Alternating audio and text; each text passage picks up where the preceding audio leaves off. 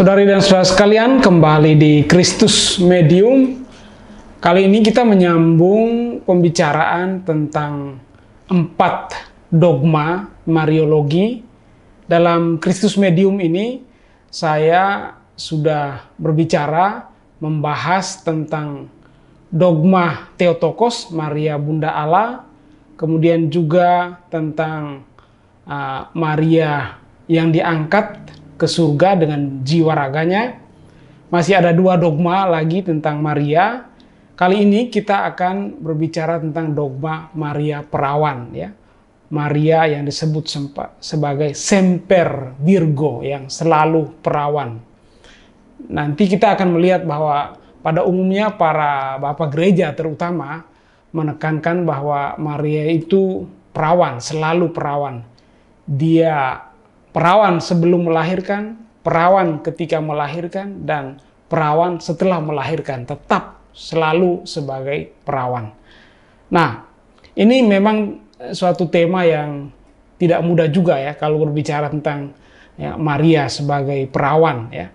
Selalu kita kembali kepada prinsip-prinsip ya. Dalam video kali lalu saya membahas bahwa kalau kita berbicara tentang Maria, kita tidak pernah menempatkan Maria itu terlepas dari seluruh sejarah keselamatan ya. Itu berarti kita berbicara tentang Allah penyelamat, Allah pembebas, Allah penebus, Allah yang menyempurnakan segala ciptaan sebagai Allah Trinitas, Bapa, Putra, dan Roh Kudus. Maka dari segi rumusan-rumusan dogmatis, kalau kita berbicara tentang 4 dogma Mariologi ini, kita selalu juga di sana menemukan rumusan kristologis. Jadi antara rumusan kristologis dan rumusan mariologis itu adalah 2 hal yang selalu berjalan. Nah, sekali lagi dengan tekanan bahwa kita tidak pernah, gereja Katolik ketika menghormati Maria, berdevosi kepada Maria, tidak pernah terlepas dari seluruh sejarah keselamatan. Nah, kembali ke tema kita pada kesempatan ini, kita berbicara tentang Maria yang selalu dan tetap perawan, Semper Virgo. Nah, saudari dan saudara sekalian, pertama-tama kita kalau berbicara dari segi dogmatis berbicara tentang dogma-dogma juga tentang dogma Mariologi, dogma tentang Maria Perawan ini, kita mulai melihat apa yang dikatakan oleh kitab suci. Kemudian bagaimana bapak-bapak gereja mengajarkannya kepada kita, bagaimana konsili-konsili mengajarkannya kepada kita, dan bagaimana itu direfleksikan secara teologis sehingga memang bermakna bagi kehidupan kita, bagi iman kita sebagai gereja Katolik. Kalau kita berbicara tentang teks kitab suci, salah satu teks perjanjian lama yang paling sering dikutip oleh para bapak gereja itu teks Yesaya pasal 7:14. Jadi dalam teks ini tentang pemberitaan mengenai Immanuel ketika Nabi Yesaya berkata kepada Raja Ahaz bahwa Allah sendiri yang akan memberikan suatu tanda kepada Israel, kepada umatnya Sesungguhnya seorang perempuan muda mengandung dan akan melahirkan seorang anak laki-laki, dan ia akan menamakan dia Immanuel. Jadi ada seorang perempuan muda disebut, tetapi juga yang dilahirkan itu disebut Immanuel. Jadi di sini pun sebetulnya kita sudah melihat dari jejak ini, perjanjian lama ini, bahwa kalau kita berbicara tentang Maria, selalu di situ tidak pernah terlepas dari Yesus sendiri. Nah, kemudian dalam perjanjian baru misalnya teks Injil Lukas misalnya dalam Lukas pasal 1 ayat 4, dalam konteks kedatangan malaikat Gabriel kepada Maria, memberi kabar dan kemudian di situ memberitakan bahwa dia akan melahirkan Yesus apa tanggapan Maria Maria mengatakan, bagaimana hal itu mungkin terjadi karena aku belum bersuami. Jadi ini salah satu indikasi juga oleh para ekseget menunjukkan bahwa Maria sendiri mengatakan bahwa dia belum bersuami. Belum bersuami ini suatu indikasi bahwa dia perawan dalam arti itu Atau sebetulnya penginjil Lukas juga menggunakan istilah itu, istilah perawan Nah, misalnya dalam Injil Lukas pasal 1 ayat 26 dikatakan Dalam bulan yang ke-6, Allah menyuruh malaikat Gabriel pergi ke sebuah kota di Galilea bernama Nazaret kepada seorang perawan yang bertunangan dengan seorang bernama Yusuf dari keluarga Daud. Nama perawan itu Maria.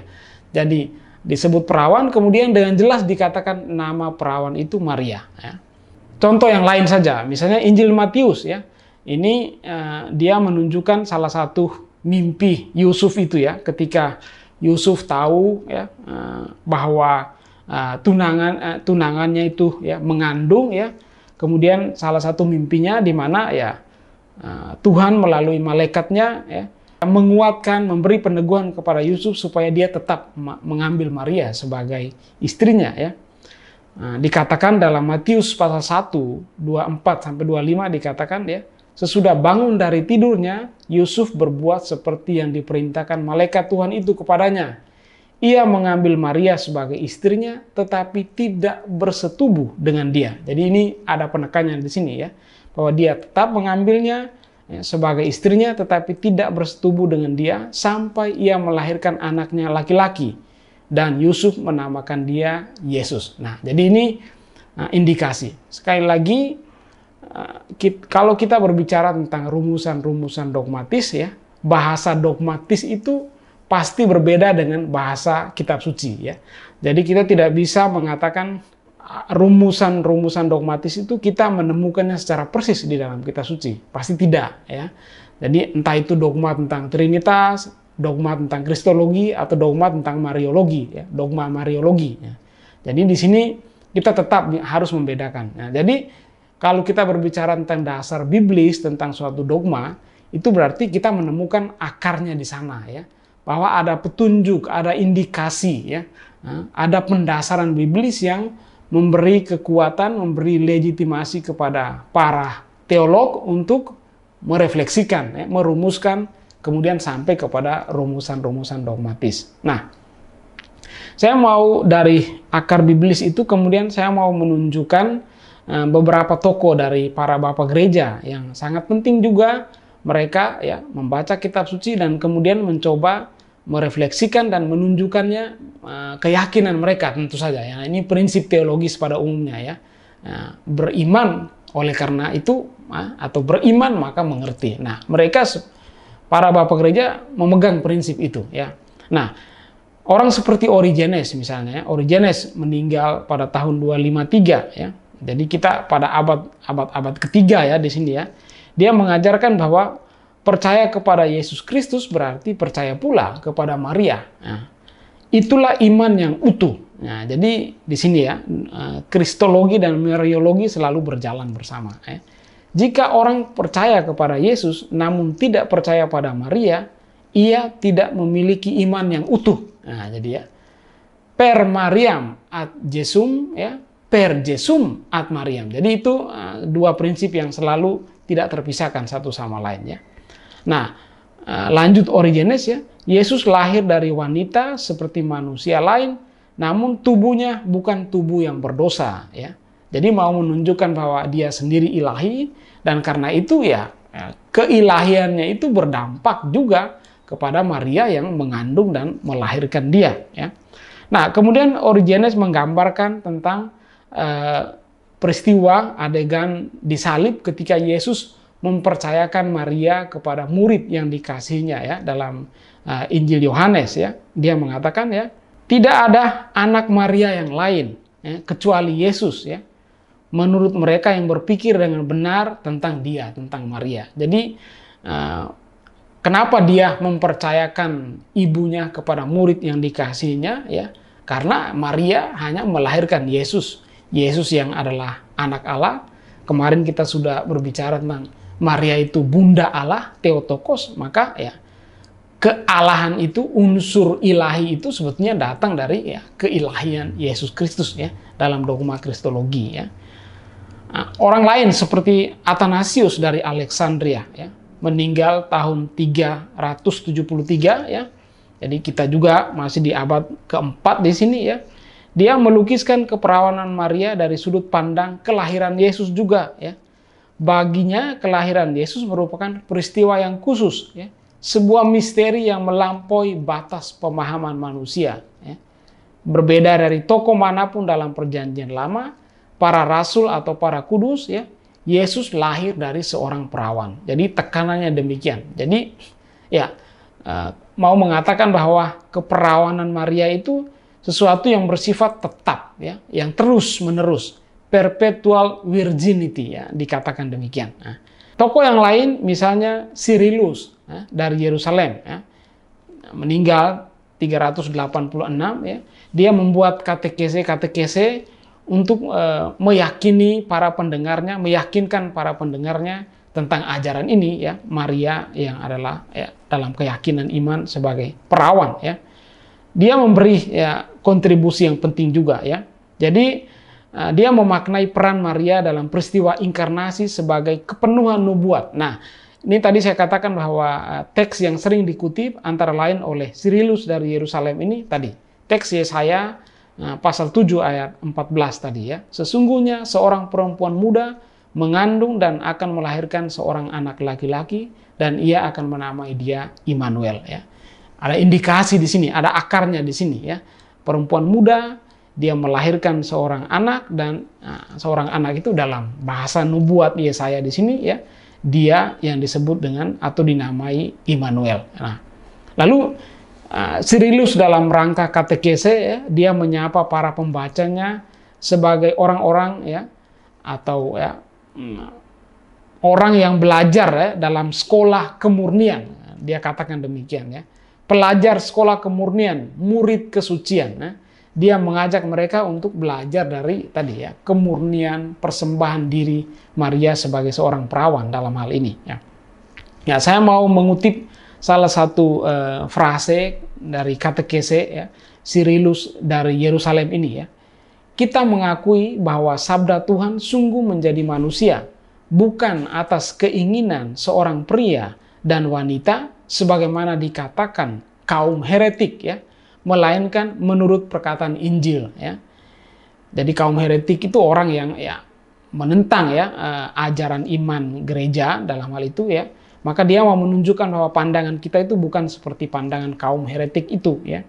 Nah, pandangan kita itu bagaimana, ya? Ia menjadi manusia oleh perawan dan oleh Roh Kudus, ya. Dan ini sungguh nyata, bukan seolah-olah, ya. Ia menjadi manusia dari perawan. Hendaknya Anda mendengarkan ajaran ini dan mengamininya. Sebab tentang hal ini kaum heresi, ya, kaum heretik, ya, melakukan banyak kesalahan. Jadi dia sambil menunjukkan kesalahan, ya, para lawan bicaranya, dia mengajar kepada para pendengarnya, ya, meyakinkan mereka tentang kepercayaan bahwa Maria adalah perawan, tetapi selalu juga dengan unsur tadi, ya, unsur kristologi, ya, keilahian Yesus yang memang sungguh berperan penting, ya, ya, dan dengan demikian atau hanya dengan itulah kita mengerti kenapa Maria di sini disebut sebagai perawan, sebagai Bunda Allah, Theotokos, ya, gitu, ya.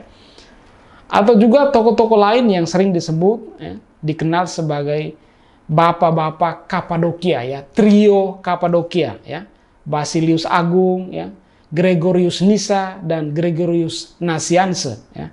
Nah, tiga tokoh ini juga sangat penting, ya. Mereka adalah orang-orang yang membela, mempertahankan ajaran iman, ajaran-ajaran dogmatis, dan juga tentang ajaran tentang Maria yang selalu, ya, perawan ini, selalu dan tetap perawan, ya. Nah, itu mereka pertahankan, mereka ajarkan seperti tokoh-tokoh yang lain, para bapak gereja yang lain, melalui katekese, melalui khotbah-khotbah, ya, tulisan-tulisan mereka. Nah, di sini saya mau menunjukkan misalnya, ya, pandangan mereka, ya.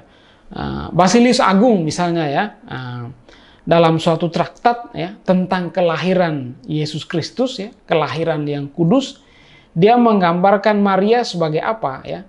Dia gambarkan Maria sebagai ruang kerja, ya, ruang kerja karya keselamatan Allah, ya. Mengapa dia mengatakan dengan gambaran itu, ya?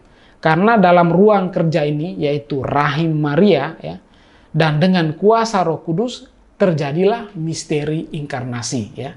Jadi gambarannya bahwa ya kalau ruang kerja itu di mana terjadi suatu karya Allah sendiri, di mana roh sendiri berperan, maka ya ruang itu dibersihkan, ruang itu dijaga ya oleh Allah sendiri ya. Dengan dipilihnya Maria oleh Allah, misteri inkarnasi menjadi sungguh nyata ya. Sebab Tuhan memilih seorang wanita dari umat manusia untuk menjelmakan dirinya. Jadi ini berkaitan dengan peristiwa inkarnasi. Rahim Maria sebagai ruang karya, ruang kerja Allah. Ya. Atau tokoh yang lain dari trio Kapadokia ini, ya, Gregorius Nyssa, ya, dia menekankan suatu korelasi ya antara dogma Theotokos, Maria Bunda Allah, dan Maria Perawan. Ya. Jadi dia mengatakan bahwa oleh karena Maria melahirkan putra Allah sebagai perawan, pantaslah ia dihormati sebagai Bunda Allah. Ya. Nah, dia mau mengajarkan hal itu ya. Jadi korelasi itu ya. Karena Maria itu Bunda Allah, dia melahirkan ya Yesus yang adalah sungguh insani, sungguh ilahi ya. Nah, dalam hal itulah dia pantas menjadi Bunda Allah. Dan karena itu ya dia tetap perawan ya. Karena dia yang dilahirkan itu adalah putra Allah yang ilahi ya.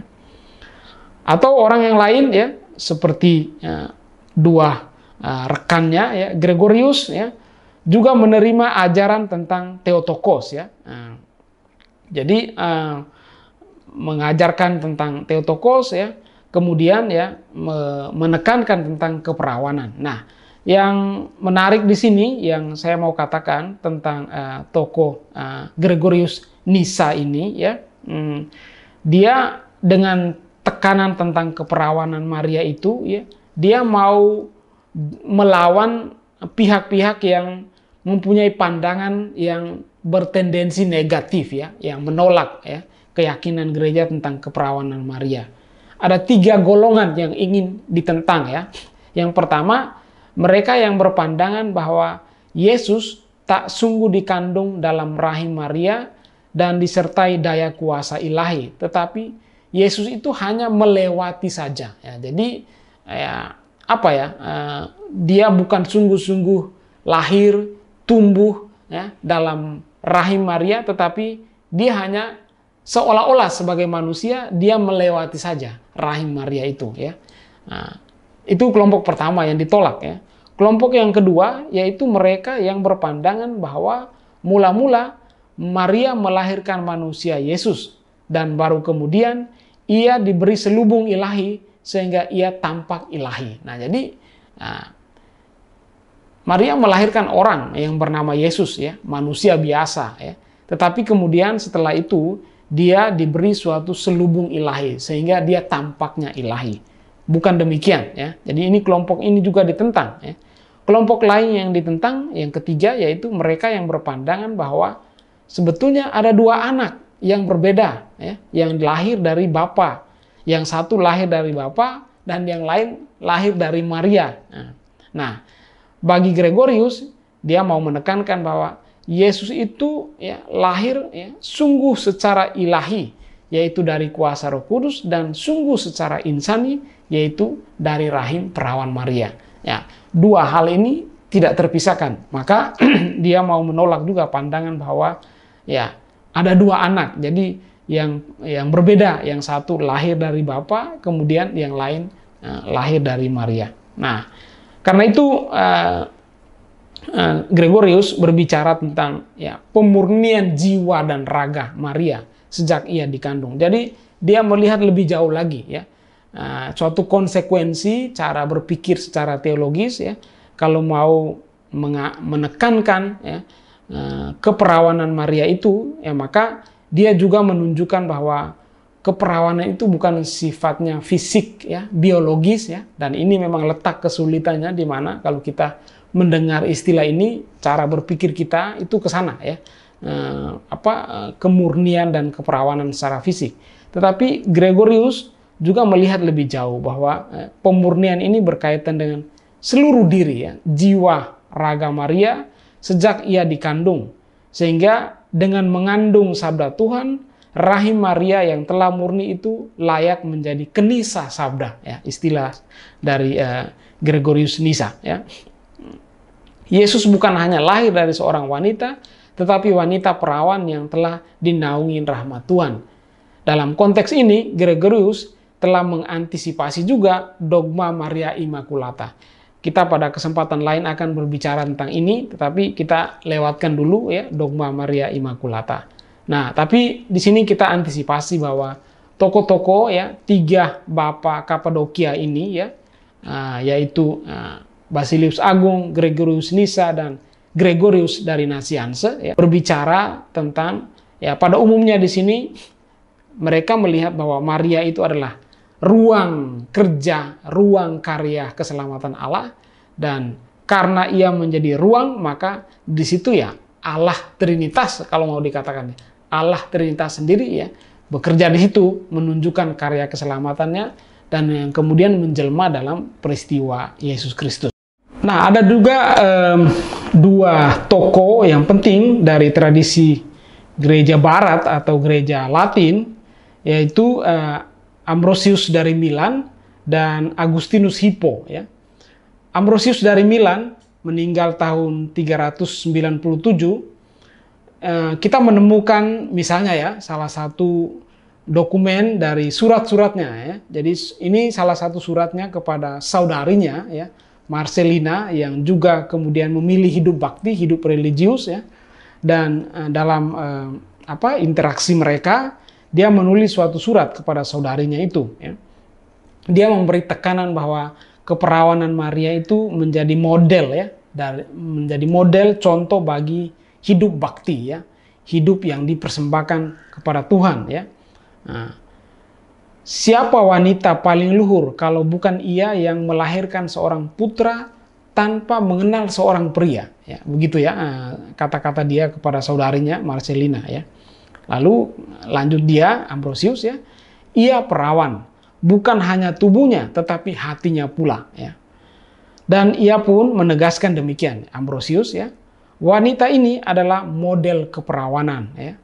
Maria sebagaimana adanya dia, hidupnya dia adalah model bagi semua. Jadi, konteks surat ini adalah bagaimana ya, Maria ditampilkan sebagai model hidup bakti yang mempersembahkan seluruh dirinya, ya, tubuhnya, hatinya, ya, seutuhnya kepada Tuhan. Maka di sini dalam surat ini Ambrosius berbicara tentang di sini Maria menjadi model, menjadi contoh. Nah, Agustinus ya, Santo Agustinus meninggal tahun 430 ya, berbicara tentang 2 privilege ya, 2 hak istimewa dari Maria ya. Maria menjadi perawan sekaligus ibu ya. Jadi dia perawan tapi ibu ya. Dia seorang ibu tetapi dia tetap ya perawan ya. Dalam 2 privilege ini tercakuplah ya 2 hal ya, Maria dan Kristus ya. Dan perannya bagi gereja dan dalam konteks lebih luas keikutsertaannya dalam seluruh rencana keselamatan Allah. Jadi kita kembali lagi kepada poin ini yang ditekankan juga pada para bapak gereja yang lain ya, bahwa ya Maria dan Kristus 2 hal yang tak terpisahkan, dan dengan demikian Maria di sini ditempatkan sebagai orang yang ikut serta dalam seluruh rencana keselamatan Allah ya. Nah, untuk menjelaskan keistimewaan Maria, Agustinus berbicara tentang predestinasi. Nah, ini istilah yang cukup sulit ya. Tapi yang mau dikatakan di sini ialah bahwa menurut Agustinus Maria itu ya keterpilihan, keistimewaan Maria itu ya sudah sejak awal mula menjadi rencana kehendak Allah ya. Jadi Allah sendiri secara bebas yang memberikan privilege itu kepada Maria ya. Nah, maka dalam salah satu khotbahnya ya Agustinus ya, khotbah tentang Natal ya. Jadi kita tahu bahwa Agustinus ya, tulisan-tulisan dia ya itu banyak juga dalam bentuk khotbah-khotbah, sermon ya. Nah, salah satu kalimat yang saya kutip dari khotbah Natal Agustinus ya. Bukan terang kelihatan yang menjadikan hari ini bagi kita, melainkan pencipta terang sendiri ya, yang tak kelihatan. Dan ketika perawan Maria melahirkan terang dari rahimnya yang subur dan tubuhnya yang murni, pencipta itu tampak bagi kita, yaitu Tuhan yang sama, yang tersembunyi, yang telah menciptakan perawan. Perawan ketika mengandung, perawan ketika melahirkan, perawan tatkala memiliki anak itu ya Yesus ya. Ibu yang perawan, perawan selamanya. Jadi ini tekanan yang berulang kali ya, bahwa mau menunjukkan ya bahwa dia perawan ketika mengandung, ketika melahirkan, ketika memiliki anak itu ya, dan dia tetap perawan dan sebagai ibu ya selamanya. Tadi kita sudah mengatakan bahwa dua hal yang istimewa ya yang selalu dimiliki Maria yang diberikan oleh Allah ya, dia perawan sekaligus ibu ya. Jadi di sini Agustinus biasanya terkenal dengan kata-kata ini ya, bahwa Maria itu perawan ya, dia virgo antepartum, in partu, postpartum ya. Jadi sebelum melahirkan, ketika melahirkan, dan setelah melahirkan, Maria selalu dan tetap perawan ya. Nah, dari akar biblis kemudian kita melihat tadi ya para bapak gereja ya. Kemudian kalau kita di sini menyebut bahwa ajaran ini bersifat dogmatis, karena memang ya rumusan-rumusan dogmatis itu muncul ya dalam konsili-konsili ya tentang Maria, tentang Yesus, tentang Allah Trinitas. Nah, saya pertama-tama mau mengutip salah satu pernyataan ya, yang muncul dari suatu sinode ya, disebut dengan Sinode Lateran ya. Ini terjadi pada 31 Oktober tahun 649. Nah, dalam salah satu kanon ya, kanon 3 dari sinode ini ya, dikatakan demikian ya. Jadi ini rumusannya biasanya disebut dengan rumusan anatema ya. Jadi kalau rumusan-rumusan konsili yang sifatnya anatema itu seringkali dimaksudkan untuk ya menunjukkan ajaran gereja, menegaskan pandangan gereja, sekaligus menolak ya, mengucilkan ya orang-orang yang tidak seiman ya dengan gereja dalam hal ini ya. Maka kita tidak perlu kaget kalau kita membaca rumusan-rumusan konsili itu, kadang-kadang kita menemukan ya ada rumusan-rumusan negatif ya, mengucilkan atau mengutuk orang yang tidak percaya ya pada masa itu tentu saja ya. Nah, salah satu pernyataannya demikian misalnya ya, barang siapa tak percaya dengan sungguh-sungguh dan benar sesuai ajaran para bapak gereja, yaitu bahwa Maria yang tetap perawan adalah Bunda Allah, karena pada masa akhir ia sungguh dan benar-benar mengandung sabda Tuhan dari Roh Kudus tanpa benih, ia yang sejak lahir dari Bapa dan melahirkan dia secara murni, dan ia tetap perawan setelah melahirkan, terkucilah ia. Jadi ada frase yang panjang untuk menjelaskan keyakinan iman. Kemudian kalau ada orang, ada pihak, ada kelompok yang tidak percaya, ya biasanya rumusan konsili mengatakan demikian ya, terkucilah ya, dia tidak menjadi bagian dari komunitas gereja. Nah, jadi itu sesuatu yang biasa pada masa itu ketika ya para bapak konsili merumuskan rumusan-rumusan dogmatis konsili ya. Nah, jadi kalau kita melihat dalam rumusan dogmatis ini, memang tadi yang saya bacakan itu ya, dikatakan di sini ya, dia yang mengandung sabda Tuhan dari Roh Kudus tanpa benih ya. Jadi ada pernyataan itu memang ya. Dalam bahasa Latinnya disebut absque semine ya. Jadi ya, ada satu terjemahan di sini, kalau dalam terjemahan bahasa Inggris saya lihat teks ini dikatakan without human seed ya. Jadi tanpa benih laki-laki, maksudnya ya tanpa suatu hubungan ya dengan seorang pria ya, mau dikatakan demikian. Nah, ini salah satu rumusan yang sering juga dikutip ya, yaitu dari hasil Sinode Lateran ya, tahun 649. Tapi juga saya mau menunjukkan satu rumusan ya, dogmatis ya, dari konsili yang kita tahu ya, dan yang menjadi rumusan kredo ya dalam Konsili Nikea Konstantinopel ya, yang menghasilkan kredo panjang juga dikatakan ya. Jadi ada rumusan tentang Yesus sifatnya kristologis, tapi juga kemudian di sana kita menemukan rumusan mariologis ya. Ia, Yesus maksudnya, ia lahir dari Bapa sebelum segala abad. Terang dari terang, Allah benar dari Allah benar, dilahirkan bukan dijadikan, sehakikat dengan Bapa, ya, segala sesuatu dijadikan olehnya. Ia, Yesus turun dari surga untuk kita manusia dan untuk keselamatan kita. Dan ia menjadi daging oleh Roh Kudus dan dari perawan Maria dan menjadi manusia. Jadi selalu tampak dua rumusan ini ya, rumusan kristologis dan rumusan mariologis selalu berjalan beriringan ya. Kita tidak pernah tidak bisa memisahkan ini. Kalau kita memisahkannya maka kita kesulitan mengerti bagaimana ya Maria ini ya. Maria menjadi suatu suatu kultus ya yang terlepas ya dari seluruh sejarah keselamatan ya, itu yang kita katakan ya. Nah, saya juga mau menunjukkan suatu rumusan lain dari rumusan Konsili Konstantinopel II ya, tahun 553.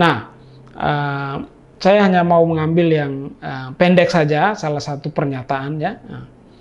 Barang siapa yang tidak mengaku bahwa ada dua kelahiran firman Tuhan, yang pertama pada sebelum zaman dari Bapa, di luar waktu dan tak berwujud badan, ya.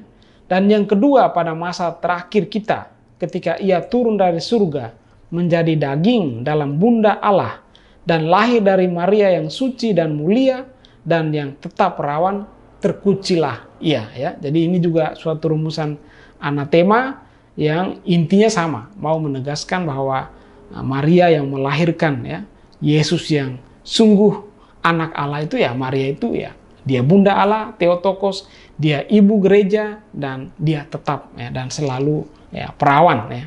Saudari dan saudara sekalian, apa yang bisa kita maknai ya dari akar biblis, dari pandangan para bapak gereja, kemudian ajaran dogmatis ini ya. Mungkin sekali lagi di sini kita tekankan ya bahwa rumusan-rumusan ini ya mau menunjukkan ya bahwa ya tanpa menempatkan Maria dalam seluruh sejarah keselamatan ya kita kesulitan mengerti bagaimana dia mendapatkan privilege yang istimewa, perannya sebagai bunda Allah, dia melahirkan tetapi tetap perawan ya.